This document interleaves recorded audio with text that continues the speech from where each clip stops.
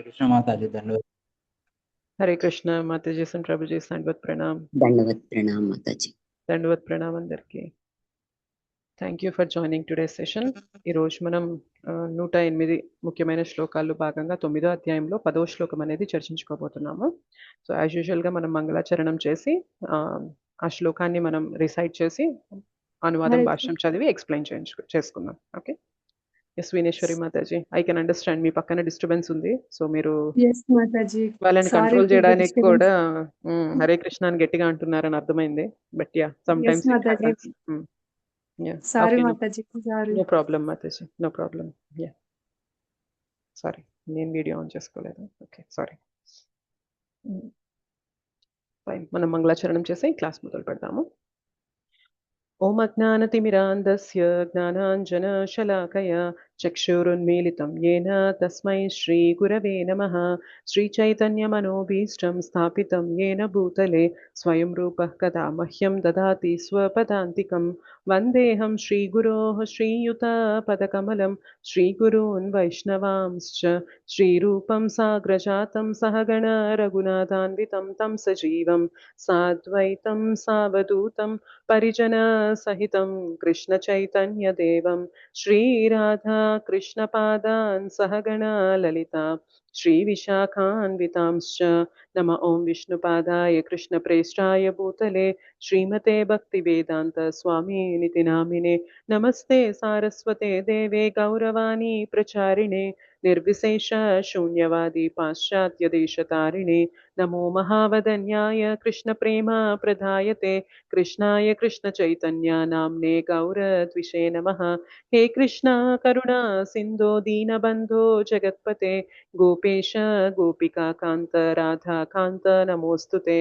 तप्तकाञ्चन गौराङ्गी राधे वृन्दावनेश्वरी वृषभानुसुते देवी प्रणमामि हरिप्रिये. वाञ्छाकल्पतरुभ्यश्च कृपा सिन्धुभ्य एव च पतितानां पावनेभ्यो वैष्णवेभ्यो नमो नमः. जय श्री कृष्ण चैतन्य प्रभु नित्यानंद श्री अद्वैत गदाधर श्रीवासादि गौर भक्त वृंद. हरे कृष्ण कृष्ण कृष्ण हरे हरे हरे राम राम राम हरे हरे. जय जय श्री चैतन्य जय नित्यानंद जय अद्वैत चंद्र जय गौर भक्त वृंद.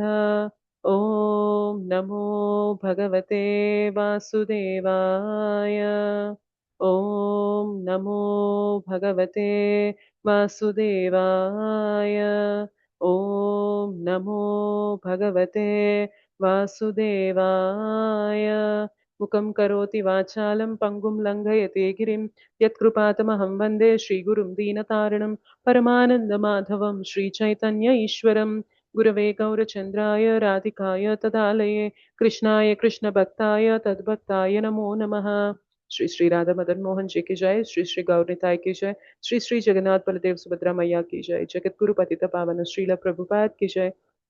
श्रील गुरुदेव की जय. अनंत कोटि वैष्णव वृंद की जय. श्रीमद् भगवद गीता की जय. निताय गौर प्रेमानंदे हरि हरि बोल.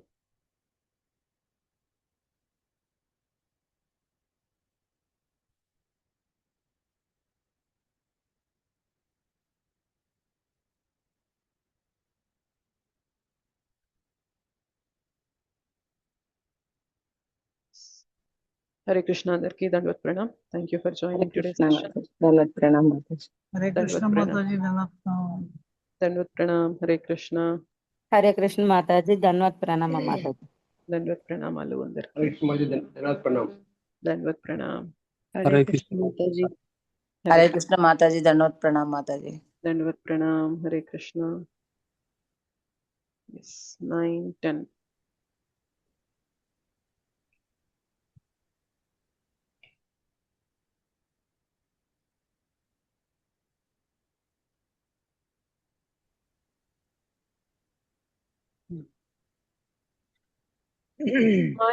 मयाध्यक्षेण प्रकृतिः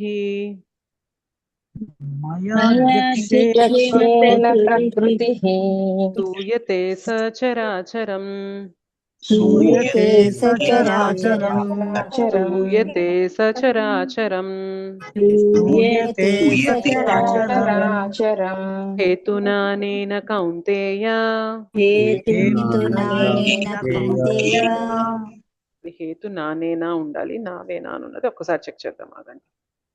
భగవద్గీత 9:10 నానేన మాతది నానేనే కదా, నానేన నానేనానే కదా. नानेन कौन्तेय అది తప్పబడింది. నానేన కరెక్ట్ మాతది. హేతునానేన కౌంతేయ हेतुनानेन कौन्तेय జగద్విపరివర్తతే जगद्विपरिवर्तते జగద్విపరివర్తతే जगद्विपरिवर्तते మయాధ్యక్షేణ ప్రకృతిః సూయతే సచరాచరం मयाध्यक्षेण प्रकृतिः सचराचरम् మయాధ్యక్షేణ ప్రకృతిః సూయతే సచరాచరం मयाध्यक्षेण प्रकृतिः सूयते सचराचरम् हेतुनानेन कौन्तेय जगद्विपरिवर्तते हेतुनानेन कौन्तेय जगद्विपरिवर्तते हेतुनानेन कौन्तेय जगद्विपरिवर्तते हेतुनानेन कौन्तेय जगद्विपरिवर्तते मयाध्यक्षेण प्रकृतिः सूयते सचराचरम् हेतुनानेन कौन्तेय जगद्विपरिवर्तते मयाध्यक्षेण प्रकृतिः सूयते सचराचरम् हेतुनानेन कौन्तेय जगद्विपरिवर्तते मयाध्यक्षेण प्रकृतिः सूयते सचराचरम् हेतुनानेन कौन्तेय जगद्विपरिवर्तते मयाध्यक्षेण प्रकृतिः सूयते सचराचरम् हेतुनानेन कौन्तेय जगद्विपरिवर्तते ఓకే, అనురాధ మాతాజీ శ్లోకం చదువుతారా? ఓకే. హరే కృష్ణ మాతాజీ. హరే కృష్ణ. మయాధ్యక్షేణ ప్రకృతిః సూయతే సచరాచరం హేతునానేన కౌంతేయ జగద్విపరివర్తతే. Thank you mataji. వెంకటేశం ప్రభుజీ మీరు చదువుతారా శ్లోకం? హరే కృష్ణ మాతాజీ, చదువుతాను మాతాజీ. చదవండి ప్రభు. మయాధ్యక్షేణ ప్రకృతిః సూయతే సచరాచరం హేతునానేన కౌంతేయ జగద్విపరివర్తతే. థ్యాంక్ యూ హరే ప్రభు. కృష్ణ మాతాజీ. హరే కృష్ణ. మోహిని మాతాజీ మీరు కూడా శ్లోకమే చదవండి.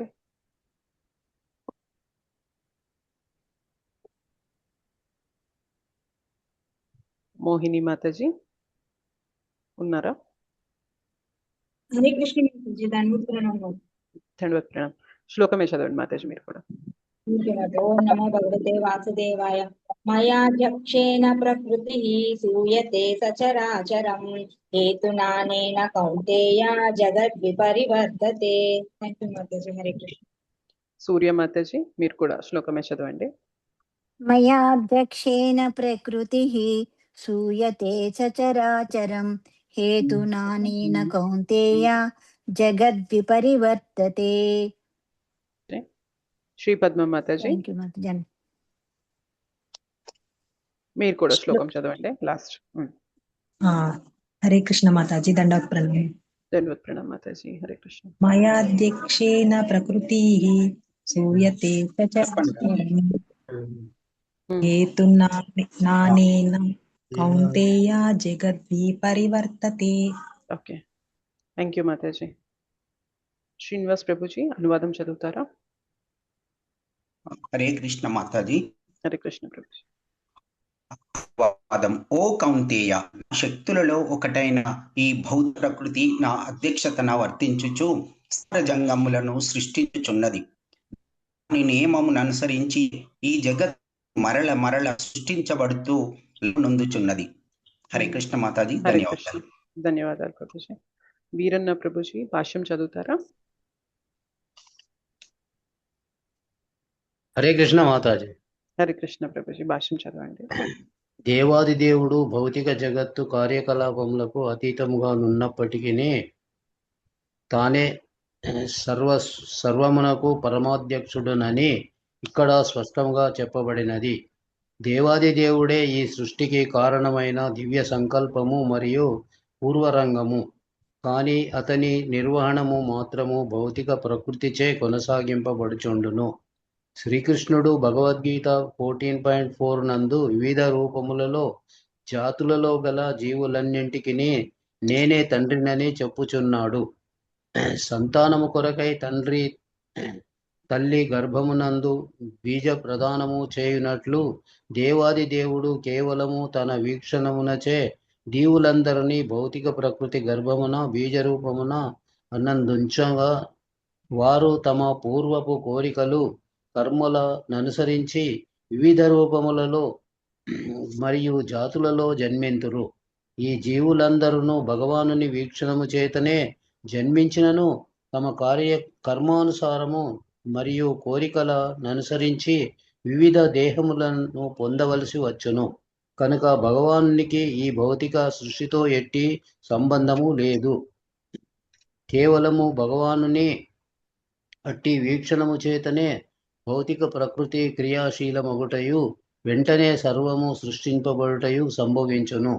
ఈ విధముగా భగవానుడు భౌతిక ప్రకృతిపై దృష్టి సారించుచున్నందున సృష్టి విషయమున అతడు కర్మనునరించుచున్నాడను విషయము సందేహరహితమైనను భౌతిక జగత్తు వ్యక్తీకరణమునందు అతనికి ఎట్టి ప్రత్యక్ష సంబంధము లేదు. ఈ విషయమున స్మృతి విష్ణు పురాణము 1.2.30 ఒక చక్కని ఉపమానమును వసగుచున్నది. సువాసన కలిగిన పుష్పము మానవుని ముందున్నప్పుడు దాని సుగంధము అతని ప్రాణశక్తిచే స్పృశింపబడును. అయినను మానవుని ప్రాణశక్తి మరియు పుష్పములు ఒకదాని నుండి మరొకటి భిన్నములుగా నుండును. భౌతిక జగత్తునకు మరియు దేవాది దేవునికి నడుమ ఇట్టి సంబంధమే గలదు. వాస్తవమునకు భౌతిక జగత్తునకు మరియు దేవాది దేవునికి నడుమ ఇట్టి సంబంధమే గలదు. వాస్తవమునకు భౌతిక జగత్తులో ఎట్టి సంబంధము లేకున్నను అతడు తన వీక్షణము ద్వారానే దానిని సృష్టించి నియమించును. సారాంశమేమనగా దేవాది దేవుని అధ్యక్షత లేకుండా భౌతిక ప్రకృతి ఏమియును చేయజాలదు. అయినను దేవాది దేవుడు సర్వ విధములైన భౌతిక కర్మల పట్ల అనాసక్తుడై ఉండును. Thank you Prabhuji. హరే కృష్ణ మాతాజీ. హరే కృష్ణ. ఏం చెప్తున్నారో చూద్దాం. ఇక్కడ మయా అధ్యక్షేణ ప్రకృతి సూయతే స చరాచరం హేతునానేన కౌంతేయ జగద్విపరివర్తతే. ఓ కౌంతేయ, నా శక్తులలో ఒకటైన ఈ భౌతిక ప్రకృతి నా అధ్యక్షతన వర్తించుచు స్థావర జంగములను సృష్టించుచున్నది. దాని నియమమును అనుసరించియే ఈ జగత్తు మరలా మరలా సృష్టింపబడుచు లయము నొందుచున్నది. ఓకే, సో ఇక్కడ మనం చర్చించుకోవాల్సిన కొన్ని పాయింట్స్ ఏంటి అంటే, ఒక నిమిషం. స్థావరం అంటే ఏంటి, జంగమం అంటే ఏంటి తెలుసా మీకు? చెప్పగలరా ఎవరైనా? కదిలేవి కదలనివి.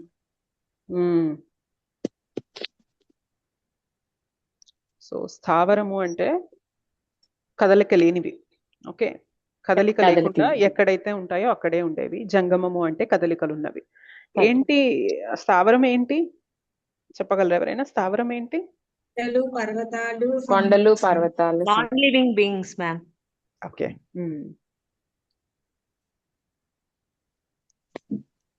చెట్లు, చెట్లు. ఓకే, సో ఇక్కడ భగవంతుడు చెప్తున్నాడు, నా అధ్యక్షత అంటే నా డైరెక్షన్లో, నా కంట్రోల్లో ఈ భౌతిక జగత్తు అనేది నడుస్తూ ఉంటుంది అని భగవంతుడు చెప్తున్నాడు. ఇంతకుముందు మనం 7వ అధ్యాయం చర్చించుకుంటున్నప్పుడు చెప్పుకున్నాం భగవంతుని యొక్క అంతరంగిక శక్తి, బహిరంగ శక్తి. బహిరంగ శక్తి వచ్చేసి ఈ భౌతిక ప్రకృతి నడిపిస్తుంది, బహిరంగ శక్తి. అంతరంగిక శక్తి వచ్చేసి మనకి ఆధ్యాత్మిక జగత్తుని నడిపిస్తూ ఉంటుంది. అయితే భగవంతుడు రెండిటికి కూడా ఆయనే బాస్ అనమాట. ఓకే, బాస్ కృష్ణ, బట్ ఆయన సూపర్విజన్లో ఆయన అధ్యక్షతలో ఈ జగత్తు అనేది నడిపింపబడుతుంది. ఓకే, ఈ జగత్తు అంటే ఏమేమి వస్తాయంటే స్థావర జంగమాదులన్నీ వస్తాయి. ఓకే, మీరు అన్నట్టు సమస్తం మనకి వస్తువులన్నీ కూడా భగవంతుడే సృష్టించిన, బట్ ఇక్కడ మనం స్పెసిఫిక్గా ఫోకస్ చేయాల్సింది ఏంటి అంటే స్థావరము అంటే మనకి చెట్లు, మొక్కలు, చెట్లు ఇవన్నీ కూడా స్థావరాల కిందకు వస్తాయి. జంగమము అంటే కదలికలు ఉన్నవి, అంటే జంతువులు, మనుష్యులు, క్రిమికీటకాలు, ఇవన్నీ ఇంకేవేవైతే ఉంటాయో లివింగ్ బీయింగ్స్ ఏవైతే ఉంటాయో అవన్నీ కూడా. ఆఫ్ కోర్స్ చెట్లు కూడా లివింగ్ బీయింగ్సే, చెట్లకి కూడా ప్రాణం ఉంటుంది, చెట్లల్లో కూడా ఆత్మ ఉంటుంది. ఇక్కడ భగవంతుడు మీరు ఏం చెప్పారు అంటే నేను తండ్రిని, మొత్తం జగత్తుకి నేనే తండ్రిని. ఎలా అయితే ఒక శిశువు జన్మించాలంటే తండ్రి బీజ ప్రదానం చెయ్యాలో, అలానే భగవంతుడు ఈ భౌతిక జగత్తుకి బీజ ప్రదానం చేసి మనందరికీ కూడా తండ్రి అయ్యాడు. ఓకే, ఎట్లా తండ్రి అయ్యాడు అంటే మనం బయలాజికల్గా, మనం శారీరకంగా చూసుకుంటే మనకు ఒక తల్లిదండ్రులు ఉన్నారు. సో అది మాట్లాడట్లేదు ఇక్కడ. అసలు మనమంటూ ఇక్కడికి ఎలా వచ్చాం? మనమంటే ఎవరం చెప్పండి? Living things.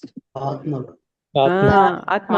ఎగ్జాక్ట్లీ, ఆత్మ అంటూ ఇక్కడికి ఎలా వచ్చింది? ఇప్పుడు తల్లిదండ్రులు ఒక శిశువుకి జన్మిస్తున్నారు అనుకోండి, ఆత్మని కొత్తగా పుట్టిస్తున్నారా వాళ్ళు?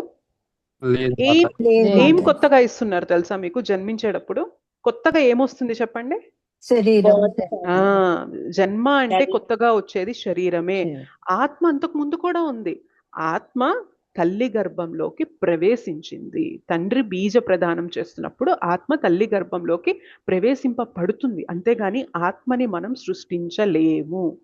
మరి శరీరాలు మాత్రమే మనం బయలాజికల్గా సృష్టిస్తున్నాం. ఓకే, నెక్స్ట్ జనరేషన్స్ పిల్లల్ని కనే ప్రక్రియ ద్వారా శరీరాలు మాత్రమే మనం ఏం చేస్తున్నాము, శరీరాలు మాత్రమే మనం ఇవ్వగలుగుతున్నాం అనమాట. మరి ఆత్మని పెట్టేవారు, అసలు ఆత్మలంటూ ఇక్కడికి ఎలా వచ్చాయి ఈ జగత్తులోకి? ఆత్మ ఈ జగత్తులోకి వచ్చింది కాబట్టి ఒక జన్మ తర్వాత ఇంకొక జన్మ, ఇంకొక జన్మ తర్వాత ఇంకొక జన్మ, అలా తీసుకుంటూ వెళ్తూ ఉంది, ఆత్మ ప్రయాణం చేస్తుంది. అసలంటూ ఆత్మని ఇక్కడికి ఎవరు పంపించుంటారు? సో ఈ శ్లోకం చెప్తుంది అనమాట. సో ఏంటి అంటే నేను బీజ ప్రధాతని. భగవంతుడు జస్ట్ తన కళ్ళతో, తన చూపు ద్వారా ఈ ప్రకృతి వైపు చూడడంతోనే ఆత్మలన్నీ కూడా ఈ భౌతిక ప్రకృతిలో వచ్చి పడ్డాయన్నమాట.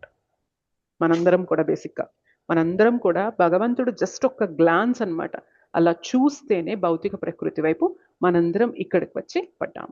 అయితే ఎవరెవరు ఏ ఏ శరీరాలు ధరించారు అనేది మాత్రం ఒక్కొక్కరి యొక్క కోరికని బట్టి ఉంటుంది.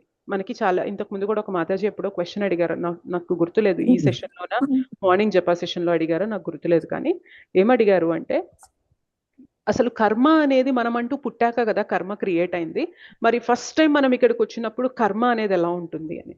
మొదటిలో మనకి కర్మ ఉండదు. కర్మ అంటే ఏంటి చెప్పండి? చెప్పండి సింపుల్ గా, కర్మ అంటే ఏంటి? మనం చేసే బేసిక్ గా కర్మ అంటే ఇప్పుడు మన కాంటెక్స్ట్ లో మన కర్మని బట్టి జన్మ వస్తుంది అంటే మనం చేసే పని అనే కన్నా కూడా మన పని యొక్క ప్రతిఫలాన్ని బట్టి మనకి తదుపరి జన్మ అనేది డిసైడ్ అవుతుంది. మనం మంచి కార్యాలు చేసుకుంటే మంచి ప్రతిఫలం ఉంటుంది కాబట్టి ఆ మంచి ప్రతిఫలాన్ని అనుభవించడానికి మళ్ళీ జన్మ తీసుకొని మంచి కుటుంబంలో జన్మ తీసుకుంటాం. చెడు పనులు చేస్తే దాని యొక్క ప్రభావం అనేది చెడు ప్రతిచర్య అనుభవించడం కోసం మళ్ళీ జన్మ తీసుకొని దిగువ స్థానంలోకి, లోయర్ స్పీషీస్ లోకి మనం జన్మ అనేది తీసుకుంటూ ఉంటాం. సో ఇక్కడ కర్మ అంటే మనం అనుభవించాల్సిందనమాట. దాన్ని బేస్ చేసుకొని మనకి జన్మ అనేది వచ్చేది, మనం ఈ సందర్భంలో చెప్పుకునేది. అయితే మొదటిసారిగా ఆత్మలు ఇక్కడికి వచ్చినప్పుడు కర్మ ఉంటుందా చెప్పండి? ఉండదు కదా. ఆత్మలు ఇక్కడికి వచ్చాక వాళ్ళు చేసుకునే పనులని బట్టి, వాళ్ళు ప్రవర్తించే విధానం బట్టి వాళ్ళు తిరిగి అనుభవించాల్సిన కర్మ ఖాతా అనేది వస్తూ ఉంటుంది. మొదటిసారి ఇక్కడికి వచ్చినప్పుడు ఏ బేసిస్ పైన ఆత్మలు శరీరాలు తీసుకుంటాయంటే వారి యొక్క కోరికని బట్టి. ఓకే, కొందరికి నేను ఎంజాయ్ చేయాలి, నేను క్రియేట్ చేయాలి, నేను సృష్టి చేయాలి, నేను ఎంజాయ్ చేయాలి, నేను రూల్ చేయాలి, ఇట్లా కోరికలు ఉంటాయన్నమాట. అట్లాంటి కోరికల్ని తీర్చడం కోసం భగవంతుడు ఈ జగత్తుని సృష్టించి ఈ జగత్తులోకి మనల్ని తన చూపు ద్వారా భౌతిక ప్రకృతిని చూడడంతో మనమందరం కూడా ఇక్కడికి వచ్చి పడ్డాం. ఓకే, ఎప్పుడు వచ్చి పడ్డాం చెప్పగలరా? మన మన ఏజ్ ఒకవేళ ఫర్ ఎగ్జాంపుల్ మన ఏజ్ 40 అనుకుందాం అనుకోండి, 40 years బ్యాక్ వచ్చి పడ్డామా మనము? ఆది నుంచి ఉన్నాం, సృష్టి ఆది నుంచి. ఎగ్జాక్ట్లీ. సో మనం ట్రేస్ చేయలేమన్నమాట. ఎప్పుడు ఇక్కడికి వచ్చాము ఈ జగత్తులోకి అని మనం కనిపెట్టలేము. అది ఎంతో కాలం నుండి ఎంతో కాలం నుండి ఎంతో కాలం నుండి మనం ఇక్కడే ఉన్నాం కాబట్టి అది ఎంత కాలం అనేది కూడా మనం ట్రేస్ చేయలేము. మనకి లెక్కకి కూడా ఒక ఏమంటారు, ఒక లిమిట్ అనేది ఉంది కదా మనం ఊహించగలగడానికి. అది దాటిపోయిందనమాట. అంటే ఎన్నో జన్మలు తీసుకుంటూ తీసుకుంటూ తీసుకుంటూ ఇవాళ ఇక్కడికి వచ్చాం. అయితే ఈ పాయింట్ డిస్కస్ చేసే ముందు ఇంకొన్ని వివరాలు చర్చించుకుందాం. అయితే భగవంతుడు ఏమంటున్నారంటే, స్థావర జంగమములన్నీ కూడా నేనే ఇక్కడ సృష్టి చేశాను. ఓకే, మీరు ఒక్కసారి మళ్ళీ అనువాదం చూస్తే, నా అధ్యక్షన వర్తించుచు స్థావర జంగములను సృష్టించుచున్నది. అంటే భౌతిక ప్రకృతి నా సూపర్విజన్లో నేను నడిపిస్తున్నాను, నా అధ్యక్షతలో నడుస్తుంది అది. అయితే ఏం చేస్తుందంటే స్థావర జంగమములను సృష్టించుచున్నది.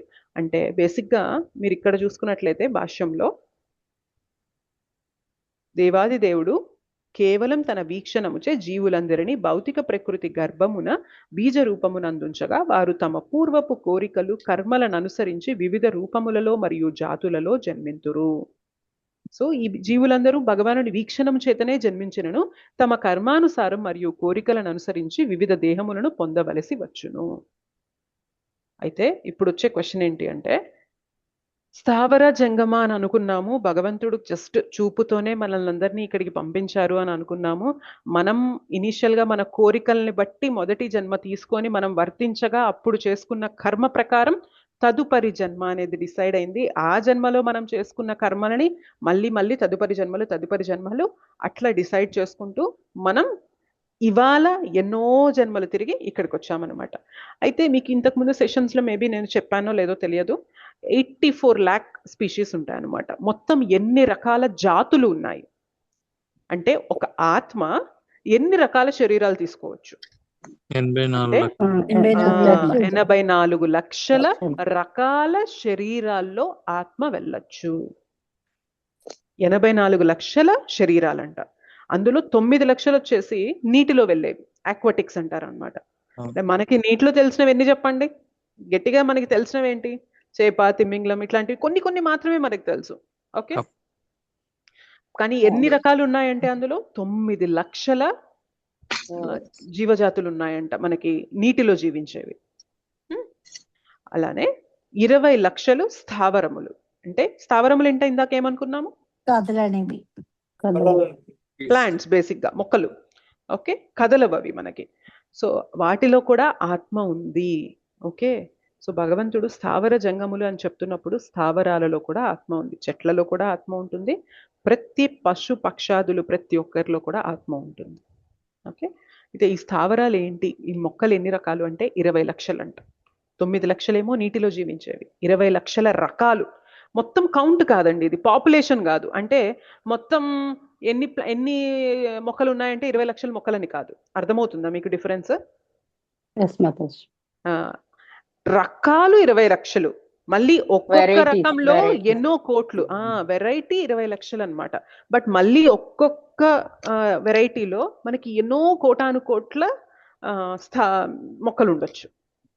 ఇది పాపులేషన్ కాదనమాట, జస్ట్ వెరైటీ. ఆ కేటగిరీలో ఉండే వెరైటీ ఎన్ని స్పీషీస్ ఉన్నాయి, ఎన్ని రకాల జాతులు ఉన్నాయి, జీవజాతులు అని చెప్తున్నారు. 11 లక్షలు పురుగులు మరియు రెప్టైల్స్, మనకి పాముల్లాగా తొండలు, బల్లులు ఇట్లా పాకుతూ ఉంటాయి కదా, ఇవి 11 లక్షలు. సో మనకి చీమలు, పురుగులు, ఈ రెప్టైల్స్ ఏవైతే ఇలా పాకే ఉంటాయో ఇవన్నీ కూడా 11 లక్షలు ఉన్నాయంట. 10 లక్షలు ఎగిరేవి, బర్డ్స్, పక్షులు, 10 లక్షల రకాలు ఉన్నాయి. 30 లక్షలు మృగాలు. ఓకే, మనకి ఏవైతే అడవిలో చూస్తూ ఉంటామో అవన్నీ కూడా 4 కాళ్ళతో ఉంటాయి, అవన్నీ కూడా మనకి బీస్ట్ కేటగిరీ కింద, యానిమల్స్ కిందకు వస్తాయన్నమాట. 30 లక్షలు. 4 లక్షల రకాల మానవులు ఉన్నారు. మానవులు 4 లక్షలు కాదు, 4 లక్షల రకాల మానవులు ఉన్నారు. అర్థమవుతుందా? సో 9 లక్షలు నీటిలో ఉండేవి, 20 లక్షల రకాల మొక్కలు, 11 లక్షల రకాల పురుగు పుట్ర ఇవన్నీ ఉంటాయి కదా అవి, 10 లక్షల రకాల పక్షులు, 30 లక్షల రకాల మనకి యానిమల్స్ జంతువులు ఏవైతే మనకి అడవుల్లో కనిపిస్తుంటాయి అవన్నీ మృగాలు, కరెక్ట్. 4 లక్షల రకాల మానవులు, హ్యూమన్స్. ఆలోచించండి ఒక్కసారి, మనం అసలు ఏ పొజిషన్ లో ఇక్కడికి వచ్చాము, ఎన్ని కోటాను కోట్ల జన్మలు తీసుకున్నాము, ఇన్ని 84 లక్షల రకాల్లో మనకి ఇవాళ అత్యంత ఉన్నతమైన జన్మ దొరికిందనమాట, మానవ జన్మ. 4 లక్షల మానవుల్లో కూడా కొందరికి నాగరికత ఉండదన్నమాట. ఎలా జీవించాలి, జీవన విధానం ఎలా ఉండాలి, ఎలా ధార్మికంగా బ్రతకాలి ఏంటి అనే విషయం కూడా తెలియదు. సో కొందరు అడవి జాతి ట్రైబల్ బాగా లోతు అడవుల్లో ఉండే వాళ్ళు ఉంటారు కదా, వాళ్ళకి అంత ఏమంటారు సివిలైజేషన్, అంత నాగరికత అనేది ఉండదు. Yes or no? మనకి ఇవాళ నాగరిక సమాజంలో మనం ఉంటూ అసలు ఇంకా అద్భుతం ఏంటి అంటే మనం తెలుసుకుంటున్నాం నేనెవరు అని. సో ఎన్నో లక్షల జనాలు ఉంటారు, నాగరిక సమాజంలోనే ఉంటారు, కానీ వాళ్ళ ఆత్మ అన్న విషయం వారికి తెలియదు. అవునా కదా చెప్పండి? ఒకప్పుడు మనకు కూడా తెలియదు. సో ఆత్మ అనే విషయం తెలియదు, శరీరమే నేను అని భ్రమపడుతూ ఉంటారనమాట. సో పోనీ ఇంకా వేరే జన్మలో వేరే జీవజాతులకి ఏమైనా తెలుస్తుందా, వాటికి ఏమైనా జ్ఞానం ఉందా చెప్పండి? ఒక పురుగుకు కానీ, ఒక చీమకు కానీ, ఒక దోమకు కానీ, ఒక కుక్కకు కానీ, ఒక పిల్లికి కానీ, ఒక పాముకు కానీ, వాటికి ఏమన్నా ప్రాణం ఉందా? ఐ మీన్ వాటికి ఏమన్నా జ్ఞానం ఉందా? లేదు, లేదు. సో వాటికి ఎందుకున్నాం ఇక్కడ ఏంటి అనేది వాటికి తెలియదు అనమాట. ఏదో ఉన్నామా, తిన్నామా, అయిపోయిందా అన్న ఇదిలో ఉంటాయి అవంతే. కానీ మానవ జన్మ అనేది ఎంత రేర్ అనేది ఈ లెక్కలు చూసినప్పుడు మనకు అర్థమవుతుంది అనమాట. సో అందుకని మానవ జన్మ దొరికాక మనం దాన్ని వేస్ట్ చేసుకుంటూ ఉంటే ఇంకా అంతకు మించి దౌర్భాగ్యం ఇంకొకటి ఉండదు. ఎస్ ఆర్ నో చెప్పండి? ఇన్ని లక్షల రకాల్లో ఒకటి కాదు, రెండు కాదు, మళ్ళీ లక్షల సార్లు తిరిగి ఉండొచ్చు. ఒక చేపలాగా మనము మేబీ ఒక 10 లక్షల జన్మలు తీసుకొని ఉండొచ్చు. ఒకసారి తెల్ల చేపలాగా, ఒకసారి నల్ల చేపలాగా, ఒకసారి కొంచెం బాగా చారలు చారలు ఉన్న చేపలాగా. సో అట్లా మనం ఎన్నో లక్షల జన్మలు తీసుకొని ఉండొచ్చు. ఆ చేప అయిపోయిన తర్వాత నెక్స్ట్ ఏ పురుగుగానో పుట్టుండొచ్చు, రైట్? ఆ తర్వాత మళ్ళీ మనం ఏ పాముగానో తొండగానో ఎట్లనో పుట్టుండొచ్చు.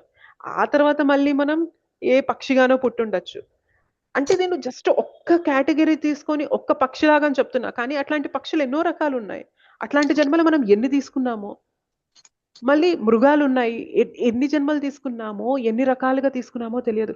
ఇవాళ మనకి దొరికిన అవకాశం అనేది చాలా చాలా చాలా చాలా అరుదైనది అనేది మనకి తెలుసుకోలేకపోతున్నాం అనమాట, గుర్తించలేకపోతున్నాం అనమాట. ఇంత విలువైన మానవ జన్మ దొరికినప్పుడు దాన్ని వృధాగా బూడిద పాలు చేసేసుకుంటున్నాం. Yes or no?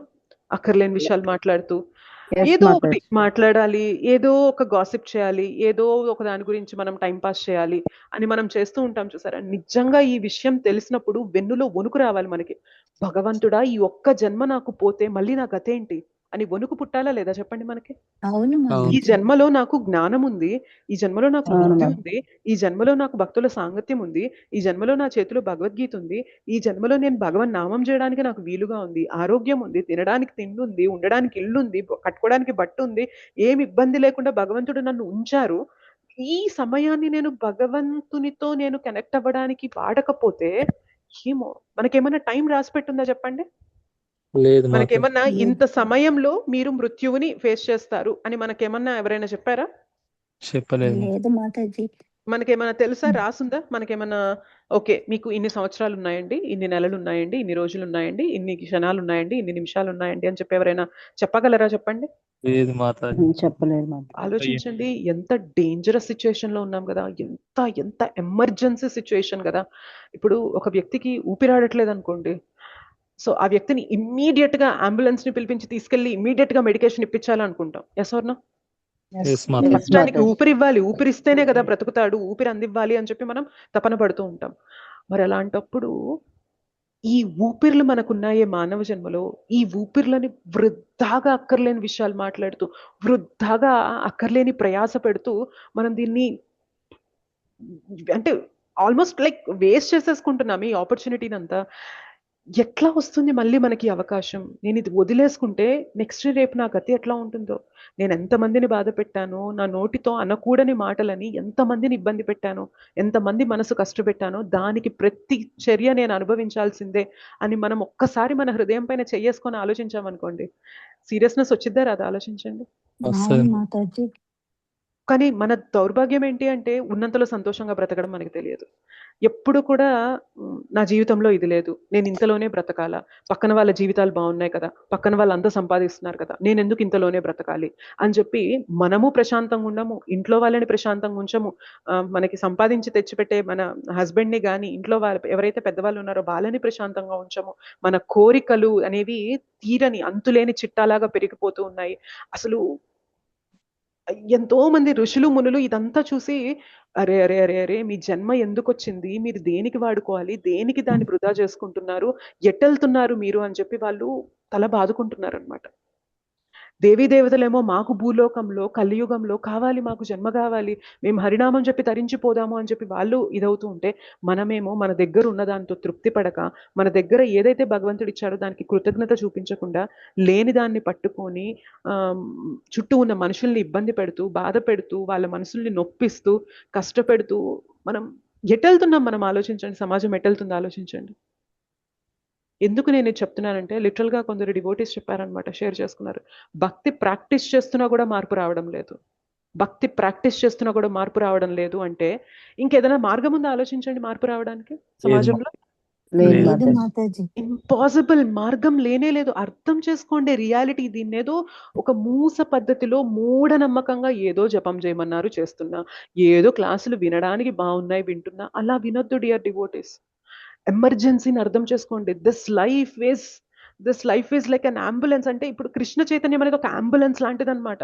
కృష్ణ చైతన్యాన్ని మనం ఎంత సిన్సియర్గా పట్టుకుంటే మన ఊపిరిని అంత జాగ్రత్తగా మనం ప్రొటెక్ట్ చేసుకోవచ్చు అనమాట. రైట్? దీన్ని ఏదో చులకనగా, ఏదో టైం పాస్, ఒకప్పుడు సీరియల్ చూసేదాన్ని, ఒకప్పుడు సినిమాలు చూసేదాన్ని, ఒకప్పుడు ఏవో బాలీవుడ్ సాంగ్స్ అవి చూసేదాన్ని, ఆ టైం ఇప్పుడు క్లాసులకి ఇస్తాను. ఏదో విన్నానా అంటే విన్నాను, ఎంటర్టైనింగ్ ఉంది కదా, ఏదో నా మాల తిప్పమన్నారు తిప్పాను, ఓకే, 4 సార్లు చేస్తున్నాను, 4 సార్లు మాలలు తిప్పానా చాలు. కాదు, దట్ ఈస్ నాట్ భక్తి. భక్తి అంటే అది కాదు డియర్ డివోటీస్.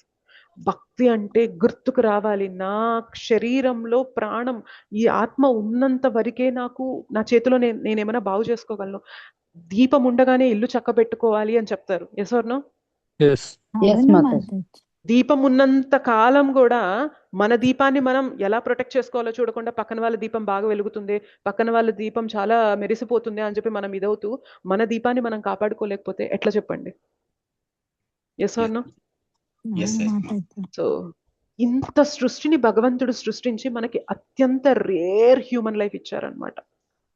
సో ఆ హ్యూమన్ లైఫ్ని భగవంతుని వైపు పెట్టాలి, భగవంతుని వైపు మళ్ళించాలి. మనం ఏదో మూస పద్ధతిలో చేయకండి. రైట్? మూస పద్ధతిలో చేస్తూ ఏదో మాల చేశానా, ఏదో క్లాస్ విన్నానా అని మన స్వభావాన్ని మనం అలానే తీసుకెళ్తూ ఉంటే భక్తి పైన ఎవరికి నమ్మకం రాదు డియర్ డివోటీస్. భక్తి అంటే మనలో పరివర్తన రావాలి, మనలో పరివర్తన మనకి చూపించాలి, మనకి తెలియాలి, చుట్టూ ఉన్న నలుగురికి తెలియాలి. అంతేగాని నాలో అనర్థాల్ని నేను అలానే పెట్టుకుంటాను, నేను చుట్టూ ఉన్న వాళ్ళని బాధ పెడుతూనే ఉంటాను, నా మాటలతో కానీ నా చేష్టలతో కానీ నేను బాధ పెడుతూనే ఉంటాను అంటే మనం భక్తురాలం కాదే కాదు, భక్తులం కానే కాదు డియర్ డివోటీస్. ఇంకా భగవంతునికి తలనొప్పి అయిపోతాం అనమాట మనం. ఎస్, ఎందుకు ఈ స్పెసిఫిక్గా ఈ పాయింట్ స్ట్రెస్ చేస్తున్నానంటే దేర్ ఆర్ ఫ్యూ డివోటీస్ ఇంకా ఇట్లా బిహేవ్ చేస్తున్నారు. ఫ్యూ డివోటీస్ నామజపం చేస్తున్నారు కానీ ఎందుకు చేస్తున్నారో తెలియదు, క్లాసులు వింటున్నారు కానీ ఏం పరివర్తన రావట్లేదు అంటే ఎక్కడ ఫాల్ట్ అవుతుందో ఆలోచించండి. ఒక్క భక్తుడు ఇంట్లో ఉంటే 21 తరాలు తరించిపోతాయంట. ఒక్క భక్తుడు, శుద్ధ భక్తుడు గనక ఒక ఫ్యామిలీలో ఉంటే 21 జనరేషన్స్ తరించిపోతాయంట. మనం భక్తి చేయడం మొదలు పెడితే మన పూర్వీకులు చాలా ఆనందంతో అక్కడి నుండి చప్పట్లు కొడుతూ మనల్ని ఆశీర్వదిస్తూ ఉంటారంట. అరే నా వంశంలో ఒకరు వచ్చారే భక్తి చేసి నన్ను ఉద్ధరింపడానికి అని చెప్పి వాళ్ళు అంత సంతోషపడుతూ ఉంటారంట. అలాంటి భక్తిని మనం చేస్తున్నట్టుగా నటిస్తూ మనం మన అనర్థాలని మనం ఇంకా మనం ఓవర్కమ్ చేయడానికి ప్రయత్నం చేయకపోతే ఏం చూపిస్తున్నట్టు మనం భగవంతుడికి తలనొప్పి అయిపోతాం మనం డియర్ డివోటీస్, గుర్తుపెట్టుకోవాలి. Right, human life is very very rare. స్థావర జంగమాదులని భగవంతుడు చెప్తూ మనం ఎంత రేర్ అనే విషయం ఒక ఆస్పెక్ట్లో మనం చూడొచ్చు అనమాట. మీరు అడగచ్చు, మాతాజీ శ్లోకం ఒకలాగుంది, మీరు క్లాస్ ఒక వైపు డ్రైవ్ చేస్తున్నారు అనుకుంటే, శ్లోకం ఉన్నది మన జీవితంలో అప్లికేషన్ ఏంటో తీసుకున్నప్పుడే కదా ఆ శ్లోకం యొక్క విలువ అనేది మనకి తెలుస్తుంది. Yes or no? స్థావర జంగమాదులు సృష్టించాను, నా అధ్యక్షతలో నడుస్తున్నాయి అని చెప్పినప్పుడు భగవంతుడు ఆ స్థావర జంగమాదులలో ఇన్ని లక్షల రకాలు ఉన్నాయి డియర్ డివోటీస్. దొరకక్క మానవ జన్మ దొరికింది. అది కూడా ఇలా భక్తుల సాంగత్యం, అది కూడా భగవద్గీత ఇలా కూర్చొని చర్చించుకుంటూ హరినామం చెప్పుకునే సౌభాగ్యం మనకి దొరికింది అనమాట. This is the most most most precious thing. మనకి ఇంతకి మించింది ఇంకేం లేదు డియర్ డివోటీస్. మనం ఆలోచన ఎలా ఉంటుందంటే, ఏ మంచి వజ్రాల హారము, ఏ మంచి రవ్వల హారము, ఏ మంచి బంగారు ఆభరణాలు కొనాలి, అది కూడా తక్కువ ప్రైస్కి కొనాలి అని చెప్పి మనం తపన పడుతూ ఉంటాం. Yes or no? కానీ అసలు ఏమీ ఇది లేకుండానే మనకి మానవ జన్మ ఇచ్చి, భక్తుల సాంగత్యం ఇచ్చి, భగవద్గీత ఇచ్చి, నామజపం ఇచ్చి, జస్ట్ దీన్ని సిన్సియర్గా పట్టుకొని మీరు వెళ్ళిపోతారు అంటే ఇంతకు మించింది ఇంకేది లేదు. దీనికోసం పాకులాడాలి కదా మనము. Yes or no? ఇంకా దారుణం ఏంటి అంటే, స్థావర జంగమాల్లోకి వచ్చి మానవ జన్మ ఎట్లా అంటే, మీకు గుర్తుందా స్నేక్స్ అండ్ లాడర్స్ అని మనం చిన్నప్పుడు ఆడేవాళ్ళం. పరమ పద సోపాన పటం అంటాం, రైట్? గుర్తుందా? ఎలా ఉంటది అది చెప్పండి. మనం నిచ్చెన పాములు ఉంటాయి, మనం ఆ పాచికలు గాని డైస్ గాని ఏదో ఒకటి వైకుంఠపాలి, కరెక్ట్. సో మనం ఆడుతూ ఉంటాం. ఒక్కొక్కసారి పాము వస్తుంది, కిందకి వెళ్ళిపోతూ ఉంటాం. ఒక్కొక్కసారి నిచ్చెన వస్తుంది, పైకి ఎక్కుతూ ఉంటాం. మళ్ళీ ఒక్కొక్కసారి పాము వస్తుంది, కింద పడుతూ ఉంటాం. నిచ్చెన వస్తుంది, పైకి వెళ్తూ ఉంటాం. సో మనం ఎన్నో లక్షల జన్మలు ఇట్లానే అనమాట. ఒక్కోసారి పైన జన్మలకు వెళ్తూ ఉన్నాం, ఒక్కొక్కసారి దాంట్లో చెయ్యకూడని తప్పులు కర్మలు చేసుకొని మళ్ళీ పాము నోటి ద్వారా కిందకు వచ్చేస్తున్నాం. మళ్ళీ కొంత దూరం ముందుకెళ్ళాక మళ్ళీ నిచ్చెన ఎక్కుతున్నాము, మళ్ళీ చేయకూడని పాపాలు చేసుకొని మళ్ళీ కింద జాతికి వెళ్ళిపోతున్నాం అనమాట. ఇప్పుడు మనం ఎక్కడున్నాం తెలుసా? మన పొజిషన్ ఏంటి తెలుసా? ఇప్పుడు 98 దగ్గర ఉన్నామన్నమాట. ఓకే, 99లో ఏమో పెద్ద పాము ఉంది, అది తీసుకొచ్చి మనల్ని 4లోనో 5లోనో పడేస్తుంది అనమాట. పెద్ద పాము ఉంటుంది. 100లో ఏమో మనం గట్టెక్కేయచ్చు అనమాట. ఇంకా రైట్, అర్థమవుతుందా నేను చెప్పేది మీకు? 98వ స్థానంలో నిలబడి ఉన్నాం మనం ఇవాళ. ఓకే, 98 అంటే మానవ జన్మ 98 కాదు. మానవ జన్మలో భక్తుల సాంగత్యం వచ్చి భగవద్గీత వింటూ నామజపం చేస్తూ ఇలా మనం ఎవరింట్లో వారు కూర్చొని చక్కగా భక్తి చేసుకునేంత సౌలభ్యం కలిగి ఉండడం అంటే 98 దాకా రీచ్ అవ్వడం. వైకుంఠపాలిలో 99లో పెద్ద పాము చూస్తూ ఉందన్నమాట, పెద్ద పాము. ఓకే, అది ఒక్కవేళ దాని నోట్లో పడ్డామంటే డైరెక్ట్ కింద మొదటి వరుసలో 4లోనో 5లోనో పడతాం అనమాట మనం. సో ఎంత జాగ్రత్తగా ఆడతాం చెప్పండి మనం ఆట ఆడేటప్పుడు. దేవుడా ఒకటి పడకూడదు, దేవుడా ఒకటి పడకూడదు, దేవుడా ఒకటి పడకూడదు, 2 పడాలి అని ఆడుతూ ఉంటాం. Yes or no? Exactly. So అంతే ఎంతూసియాజం మన జీవితంలో ఇప్పుడు ఉండాలి. దేవుడా నేను మాయ బారిన పడకూడదు, దేవుడా నేను అనర్థాల బారిన వెళ్ళిపోకూడదు, దేవుడా నేను దీన్ని సిన్సియర్గా తీసుకొని ఈ ఒక్క మెట్టు నేను దాటాను, ఈ మానవ జన్మని నేను సరిగ్గా వినియోగించుకొని ఈ ఒక్క మెట్టు దాటాను అంటే అయిపోయింది, బస్ కథం. ఈ ఒక్క స్టెప్ నేను కృష్ణ చైతన్యాన్ని సిన్సియర్గా పట్టుకున్నానంటే బస్ అయిపోయింది. కోట్ల జన్మలకి ఫుల్ స్టాప్ పడిపోతుంది అనమాట. ఫుల్ స్టాప్ పడిపోతుంది. ఇది కదా అచీవ్మెంట్ అంటే. మనకి జీవితంలో ఏదైనా సాధించాలని తపన ఉంటుంది ప్రతి ఒక్కరికి. సాధించాలంటే ఇది కదా సాధించి చూపించాలి మనం. Yes or no? ఏదో ఒక చిన్న ర్యాంక్ కొట్టడము, ఏదో రేస్లో మనం ముందు రావడం అది కాదు కదా. మన జీవితానికి లక్షల కోట్ల జన్మల నుండి తిరుగుతున్న మనము ఈ జన్మలో తరించిపోయి, అది కదా నిజంగా సాధించడం అంటే. ఎస్, ఛాలెంజ్ అంటే అట్లా ఉండాలి కానీ ఏదో చిన్న చిన్న ఛాలెంజ్ పిల్లల ఆటల్లాగా ఉండకూడదు కదా. చెప్పండి. ఎగ్జాక్ట్లీ. చాలా మంది ఏమవుతుందంటే 98 దాకా వచ్చి ఆ పాము నోట్లో పడిపోతున్నారు డియర్ డివోటీస్. ఆ పాము నోట్లో పడిపోతున్నారు. ఇంత దొరికాక నా జీవితంలో అది లేదు, ఇది లేదు అని కంప్లైంట్స్ చేస్తూ ఉన్న దాంతో అడ్జస్ట్ అవ్వక అందరినీ ఇబ్బంది పెడుతూ పేరుకి భక్తి అనే పేరు మార్గంలో ఉన్నట్టుగా ఉండి మన అనర్థాలని అందరిపైన రుద్దుతూ మనం ఉన్న చోట ప్రశాంతత లేకుండా చేస్తూ మనం మనం ఉంటే అమ్మో ఈ ప్రభుజీ ఉన్నారే, ఈ మాతాజీ ఉన్నారే బాబోయ్ అన్నట్లుగా మన చుట్టూ ఉన్న వాళ్ళు భయపడుతూ ఉండేలాగా మనం ఉంటే ఏం ఎగ్జాంపుల్ సెట్ చేస్తున్నాం మనం? ఏం చెప్తున్నాం? భక్తి అంటే ఇదా? భక్తుల్ని కావాలనుకోవాలి. ఎస్, నాకు పలానా వాళ్ళ సాంగత్యం కావాలి, పలానా వాళ్ళ ఇదిలో నేనుంటే నాలో అనర్థాలని నేను జయించగలగాలి, వీళ్ళు నా జీవితంలో నా ఫ్యామిలీలో ఉన్నారు కాబట్టే నా ఫ్యామిలీ అంతా ఉద్ధరింపబడుతుంది అనే ఇదిగా మనం బ్రతకాలి. అవునా కదా? అవును మాతాజీ. ఎగ్జాక్ట్లీ. సో గుర్తుపెట్టుకోవాలి డియర్ డివోటీస్, ఎప్పుడైనా కానీ భక్తిలో అలసత్వం వచ్చింది లేదా మన అనర్థాల బారిన మనం పడుతున్నామంటే మీ కళ్ళ ముందు వైకుంఠపాలి బొమ్మ వచ్చేసేయాలి. ఓకే, ఆ పటం మనం ఏదైతే మనం బోర్డు పెట్టుకొని ఆడతాం కదా అది వచ్చేసేయాలి. సో మన పొజిషన్ 98 దగ్గర ఉంది, 99లో పెద్ద పాము ఉంది, 100లో ఏమో మనం భగవద్ధామానికి వెళ్ళిపోతాం. సో ఎంత జాగ్రత్తగా ఉండాలి. అలసత్వం చూపించే సమయం కాదు ఇది. నెవర్ నో మన సమయం ఎప్పుడు వెళ్ళిపోతుందో తెలియదు.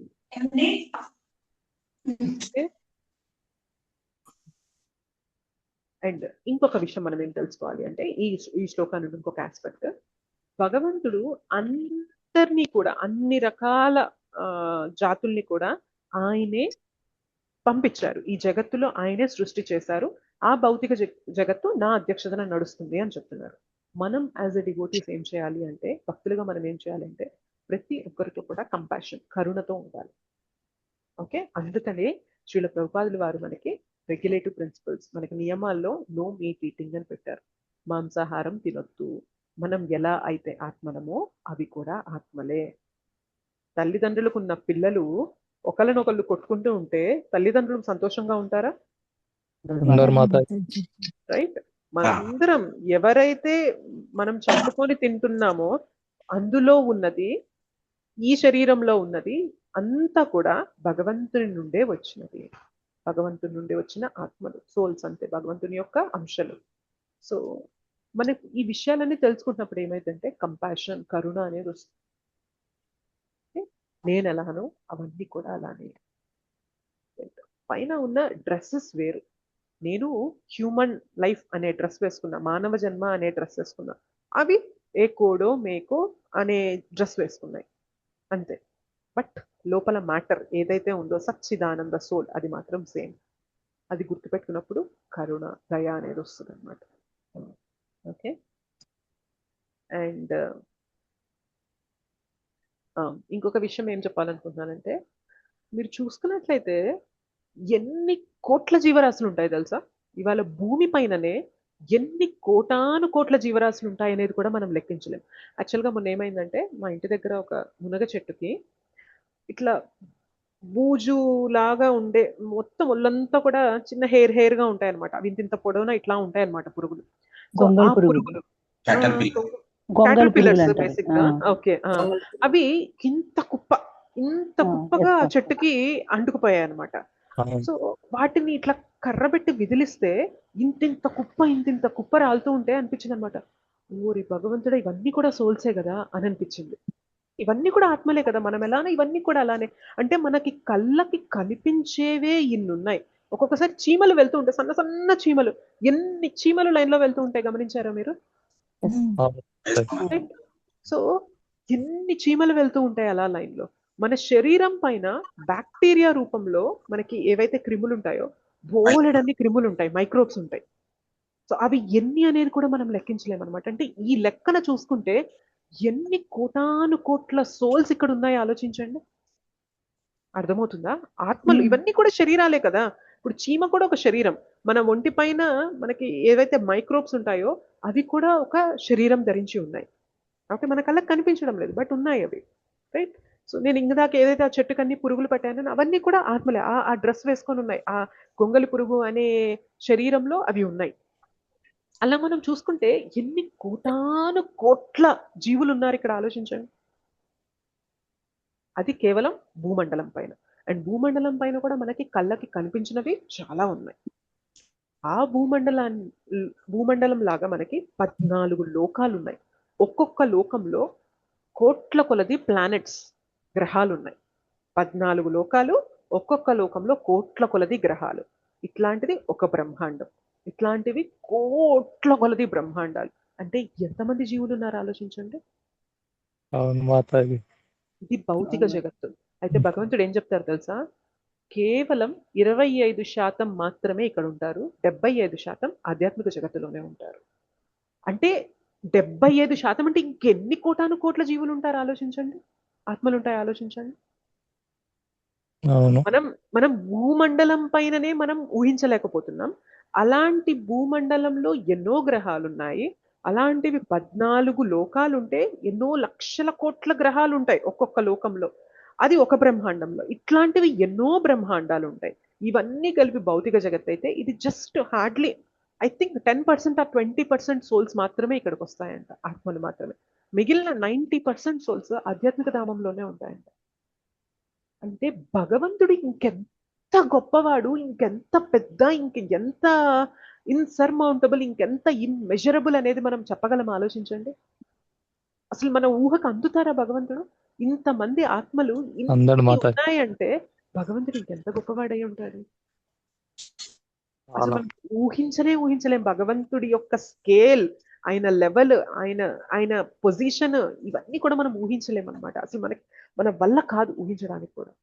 అలాంటి భగవంతుడు కేవలం భక్తి చేయండి, నేను నా దగ్గరకు వచ్చేస్తారు అంటున్నారంటే ఇంతకన్నా గొప్ప మార్గం ఇంకేదన్నా ఉంటుందని డివోటీస్ ఆలోచించండి. సో ఈ శ్లోకాస్ చదివినప్పుడు మనం సూక్ష్మంగా వెళ్ళే కొద్దీ, మన జీవితంలో జరిగే ప్రతి విషయాన్ని మనం కృష్ణతో రిలేట్ చేసే కొద్దీ ప్రతి శ్లోకంలో కూడా మనం డీప్ గా వెళ్ళొచ్చు అనమాట. సో ఇంత పెద్ద నా భగవంతుడు, ఇంత నా భగవంతుడు, అలాంటి భగవంతుడు కేవలం భక్తి చేయి, నా పాదాల దగ్గర అంత తులసి అర్పించు, నన్ను ప్రేమగా పిలువు, నన్ను ప్రేమగా ఆర్తితో హరే కృష్ణ మహామంత్రం చేయి, నేను నీ వాడిని అయిపోతాను, నీ సొంతం అయిపోతాను అని అంటున్నారంటే హౌ గ్రేట్ ఈస్ భక్తి ఆలోచించండి. ఎంత అద్భుతమైనది, ఎంత శక్తివంతమైనది భక్తి ఆలోచించండి. Dear devotees. Yes or no? Yes మా. ఎస్ మా. అర్థమవుతుందా నేను ఏం చెప్తున్నాను అనేది? ఎస్ మాతాజీ. సాధనలో ఎలా ముందుకెళ్ళాలి, స్కిప్ కాకుండా ఉండాలి. ఎస్ మాతాజీ, చాలా బాగుంది అసలు మాతాజీ. ఆయన్ని మనం పట్టుకోలేము డియర్ డివోటీస్. ఆయన్ని ఊహించలేము. ఇంకా పట్టుకోవడం, చేరడం, ఆయన దగ్గర ఉండడం, ఇవన్నీ మనకి వల్ల కాని పని. భగవంతుడు ఎంత సులభతరం చేశారంటే కేవలం భక్తి చేయండి, మీరు నా దగ్గరికి రాగలుగుతారు. కేవలం మీరు ప్రేమతో నన్ను పిలిస్తే నేను మీతో ఉంటాను, మీరు నాతో ఉంటారు. సో నేను చెప్పిన మాటలు వింటే మీలో అజ్ఞానం పోతుంది. భగవద్గీతని సిన్సియర్గా విని నేను నా జీవితాన్ని మార్చుకోవాలి భగవంతుడా అని మీరు ఆ సిన్సియారిటీ చూపిస్తూ ప్రయత్నం చేస్తుంటే మీలో పరివర్తన వస్తుంది అని భగవంతుడు అంటున్నారంటే ఇంతకు మించిన సులభ మార్గం ఏదన్నా ఉంటుందా? లేదు మాతాజీ. లేదు మాతాజీ. పాసిబిలిటీ అది. ఓ భక్తిని జాగ్రత్తగా చేయాలి, సిన్సియర్గా చేయాలి. మన శాయశక్తుల మనం ఎంతైతే చేయగలమో అంత చక్కగా చేయాలి. భగవంతుని బాధ పెట్టేలాగా, భక్తుల్ని బాధ పెట్టేలాగా, ఇతర ప్రాణుల్ని, మన చుట్టూ ఉన్న వాళ్ళని బాధ పెట్టేలాగా మనం ఉంటే భగవంతుడికి ఎప్పుడు కూడా మనం నచ్చం. నచ్చం. మనం ఇంకా ఇంకా వెనక్కి వెళ్ళిపోతాం. మనం ఎట్లా అంటే మన గొయ్యి మనమే తవ్వేసుకుంటున్నాం అనమాట. అట్లా వెనక్కి వెళ్ళిపోతాం మనం. రైట్? చాలా చాలా చాలా అరుదైన అవకాశం మనకు దొరికింది, యూటిలైజ్ చేసుకోవాలి.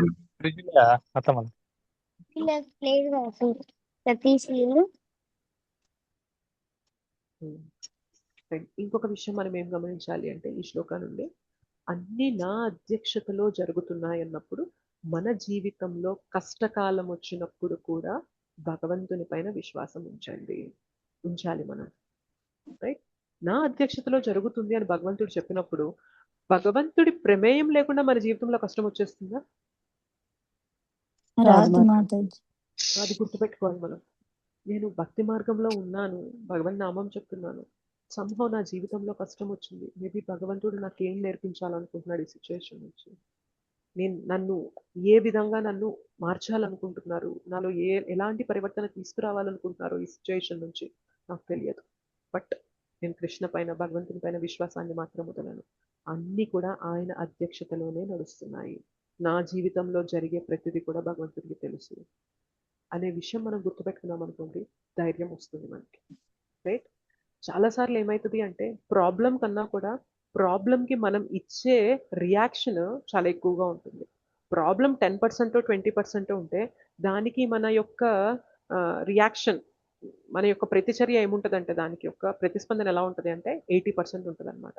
కానీ భగవంతుడు హీ ఈజ్ మేనేజింగ్ ఎవ్రీథింగ్. ఒక రీజన్ ఉండబట్టే నా జీవితంలో ఇది వచ్చింది అని ధైర్యం ఉన్నప్పుడు ఏమైందంటే 20% ప్రాబ్లం 20% ప్రాబ్లం గానే కనిపిస్తుంది. 100% ప్రాబ్లం లాగా మన మనస్సు సృష్టించాలనుకున్నా కూడా మనం ఆపగలుగుతాం. Yes or no? అవును మాతాజీ. సో ఈ 3 ఆస్పెక్ట్స్ మనం గుర్తుపెట్టుకోవాలి. భగవంతుని అధ్యక్షతలోనే సమస్త జగత్తు నడుస్తుంది. ఆ జగత్తులో నేను కూడా ఒక భాగం. నా జీవితంలో ఏం జరుగుతుందో కూడా భగవంతుడికి తెలుసు.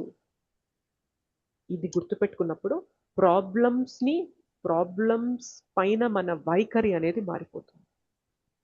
రెండో విషయం, నేను ఎలా అయితే భగవంతుడి యొక్క డాటర్ ఆర్ సన్, భగవంతుడి యొక్క కూతురు కొడుకుగా నేను ఇక్కడికి వచ్చానో, ప్రతి జీవి కూడా భగవంతుడికి సంబంధించిన వారే. ఎవ్వరిని నేను చంపడం కానీ, మాటలతో నొప్పించడం కానీ, కొట్టడం కానీ, ఫిజికల్ అబ్యూస్ చేయడం కానీ ఇది ఏది చేయకూడదు. ఓకే. అండ్ ఇంకొక ఆస్పెక్ట్ మనం ఏం గుర్తుపెట్టుకోవాలి అంటే పరమపద సోపాన పటము వైకుంఠపాలిలో మనం 98వ స్థానంలో నిలబడి ఉన్నాం. 100కి వెళ్ళాలి, 99లో మనం పాముకి చిక్కకూడదు. రైట్. సో అది జాగ్రత్తగా మనం ప్రతి అడుగు జాగ్రత్తగా వేయాలి. ఓకే. ఈ 3 విషయాలు కనుక మనం గుర్తుపెట్టుకుంటే మనకి డెఫినెట్గా అడ్వాన్స్మెంట్ అనేది ఉంటుంది అని చెప్పి నేను అనుకుంటున్నాను. ఓకే. Is it clear? అర్థమైందండి? చాలా బాగా అర్థమైంది మాతాజీ. Thank you Mataji.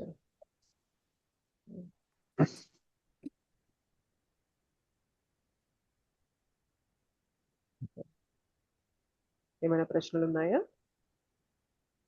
రామలక్ష్మి మాతాజీ చెప్పండి. హరే కృష్ణ మాతాజీ. హరే కృష్ణ మాతాజీ.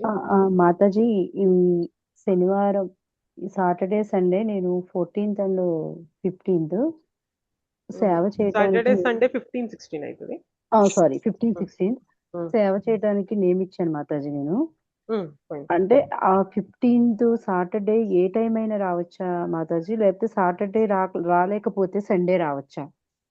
యాక్చువల్గా మేము అందరం కూడా చాలా మంది ఎవరెవరైతే రాగలము అనుకున్నారో, కొందరు 4 daysకి ఇచ్చారు, కొందరు 2 daysకి ఇచ్చారు. మొదటి 2 days కానీ లేకపోతే లాస్ట్ 2 daysకి కానీ అలా ఇచ్చారు. బట్ ఎవరికి సేవ అలాట్ అయింది అనే విషయాలు ఇంకా తెలియదు మాతాజీ. గోవర్ధన్ ప్రభుజీ చెప్తారు. మీకు మళ్ళీ అది ఇన్ఫర్మేషన్ అనేది సర్క్యులేట్ అవుతుంది.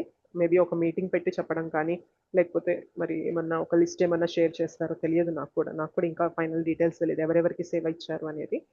ఆ వివరాలు అనేవి మీకు తెలపడం అనేది జరుగుతుంది మాతాజీ. ఏ గ్రూప్స్లో అయితే మీరు పోల్ అనేది పెట్టి మీరు ఇచ్చారో ఆ గ్రూప్స్ అన్నిట్లో కూడా మళ్ళీ వివరణ అనేది ఇస్తారు మాతాజీ, ఎవరెవరు సేవకి ఎంచుకోబడ్డారు అనే విషయం. Okay mataji. Thank you mataji. Thank you Mataji. ఒకవేళ నాకేదన్నా తెలిస్తే కనుక నెక్స్ట్ ఎనీవే మనం గురువారం క్లాస్లో మీట్ అవుతాం కాబట్టి ఆ లోపు క్లారిటీ వచ్చేస్తుంది. శనివారం నుండే కదా సేవ. సో గురువారం క్లాస్లో నేను మీకు మన గ్రూప్ తరపున నేను చెప్తాను. Okay. Okay mataji. Thank you mataji. Okay madam. Hare Krishna. Saroja mataji. Hare Krishna.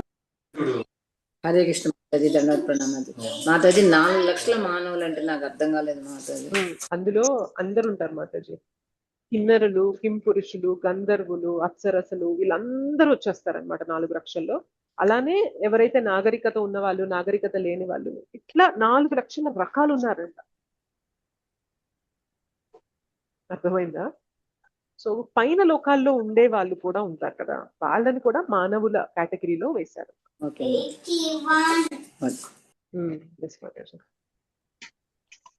Shri Padma Mataji.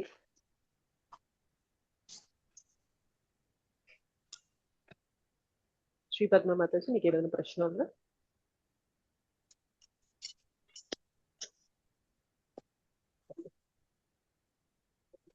Thank you so much, Mataji.